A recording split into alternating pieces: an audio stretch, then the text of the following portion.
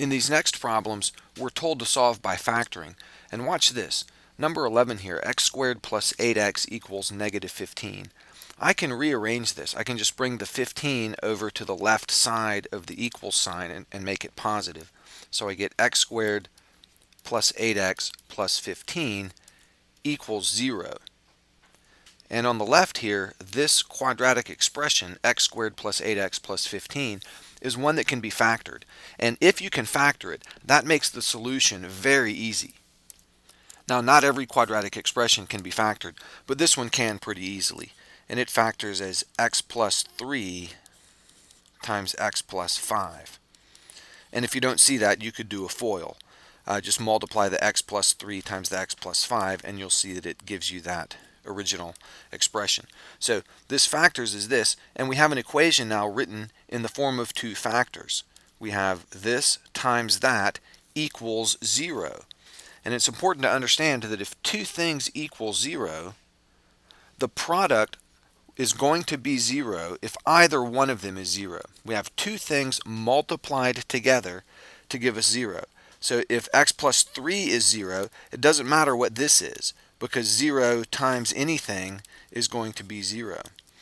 And if x plus 5 is 0, it doesn't really matter what this is, because whatever it is multiplied by 0 will give me a 0. So I get two solutions, and I can get them very easily just by looking at each of these factors, the x plus 3 and the x plus 5. And I look at this and I say, what value of x will make this 0? And it should be pretty clear that if I put in a negative 3 right there for x, then this factor becomes 0, and when I multiply it by that, the result will be 0, regardless of what this comes out to be. If this one comes out to be 0, then 0 times that will be 0. So just from looking at this factor right here, I can see that x equals negative 3 is one of my solutions. And then the same logic applies over here to the other factor. I look at this and I say, what number for x right there would make this factor a 0? And you should be able to see very easily that if x is a negative 5 right there, then that sum will become a 0, and I'll have something times 0, which will give me a 0. So either x equals negative 3 or x equals negative 5 will result in this product being 0. And so those are my solutions. I have two solutions to this quadratic equation, x equals negative 3 and x equals negative 5. We'll do the same logic over here on number 12. I need to factor x squared plus 2x minus 8. So I'm going to write this as x and x, and I still have the equals 0 over on the right, and that's important. I'm going to need an x minus and an x plus, because I'm going to have something here and something here, and those two things are going to have to multiply together to give me a minus 8. So one of them has to be positive and one negative. And with a little bit of thought, I can see that x minus 2 times x plus 4 will give me two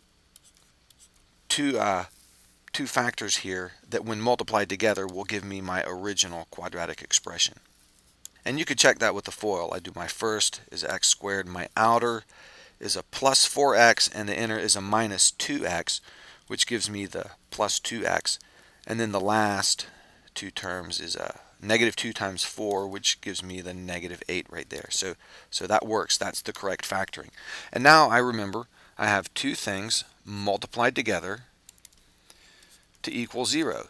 This will be true if this is 0, the x minus 2, or if this factor is 0, the x plus 4. So I just look at each factor and get a solution. This first factor will be 0 when x equals 2. So x equals 2 is one of my solutions. And the second factor will be 0 if x equals negative 4. So x equals 2 or negative 4. Again, I have two answers, and I find them just by looking at the factors.